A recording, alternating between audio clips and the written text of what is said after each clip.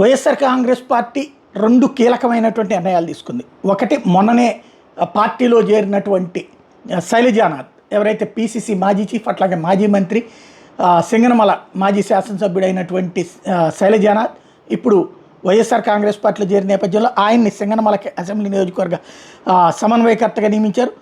అదే సందర్భంలో పార్లమెంట్ నియోజకవర్గ పరిశీలకుల కిందన, అంటే ఓ రకంగా చెప్పాలంటే జిల్లాల వారి పరిశీలకుల కిందన ఒక్కొక్కళ్ళని ఎంపిక చేశారు. ఇందులో శ్రీకాకుళానికి కంబారం రవిబాబు, విజయనగరం కిల్లి సత్యనారాయణ, అరకు బొడ్డేటి ప్రసాద్, అనకాపల్లి శోభా హేమావతి, విశాఖపట్నం కదిరి బాబురావు, కాకినాడ సూర్యనారాయణరాజు, అమలాపురం జక్కంపూడి విజయలక్ష్మి, రాజమండ్రి తిప్పల గురుమూర్తిరెడ్డి, నరసాపురం ముదునూరు మురళీకృష్ణరాజు, ఏలూరు వంక రవీంద్రనాథ్, మచిలీపట్నం జట్టి గురునాథం, విజయవాడ మోదుగుల వేణుగోపాల్ రెడ్డి, గుంటూరు పోతిని మహేష్, నరసరావుపేట డాక్టర్ పూనూరు గౌతమ్ రెడ్డి, బాపట్ల తోమాటి మాధవరావు ఎమ్మెల్యే.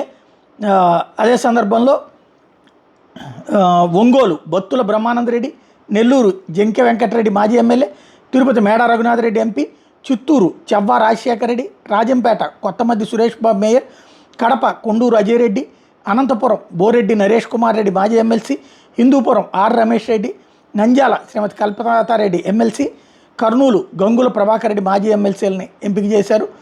వాళ్ళు ఇప్పుడు అక్కడ పార్టీకి సంబంధించినటువంటి యాక్టివిటీని ఫాలోఅప్ చేయాలి. అయితే నిజంగా ఆ స్వేచ్ఛ గ్రౌండ్ లెవెల్లో ఉందా? ఎందుకంటే వైఎస్ఆర్ కాంగ్రెస్ పార్టీ క్రమశిక్షణ రాహిత్యం ఎక్కువ, ఎవరు పట్టించుకున్నటువంటి పరిస్థితి. అదే వాస్తవంగా పార్టీ దెబ్బతినడానికి కారణమైంది. అదే సందర్భంలో తెలుగుదేశం విజయానికి క్రమశిక్షణ అన్నది కారణమైంది. కాబట్టి ఇప్పుడు వీళ్ళు పూర్తి స్వేచ్ఛగా పనిచేయాలి. ఆయా జిల్లాలకు సంబంధించినటువంటి వాళ్ళు, అదే ఆయా పార్లమెంటు నియోజకవర్గాలకు సంబంధించినటువంటి ఎమ్మెల్యేలు, ఆయా నియోజకవర్గాలకు సంబంధించినటువంటి ఇన్ఛార్జీలు, వాళ్ళందరూ వీళ్ళతో టచ్లో ఉండాలి. అలాగే అధినాయకత్వం ఎప్పటికప్పుడు సమీక్షిస్తుండాలి. ఇదంతా జరుగుతుందా లేదా అన్న దాని మీద ఈ ప్రయోజనమా కాదన్నది తేలుతుంది.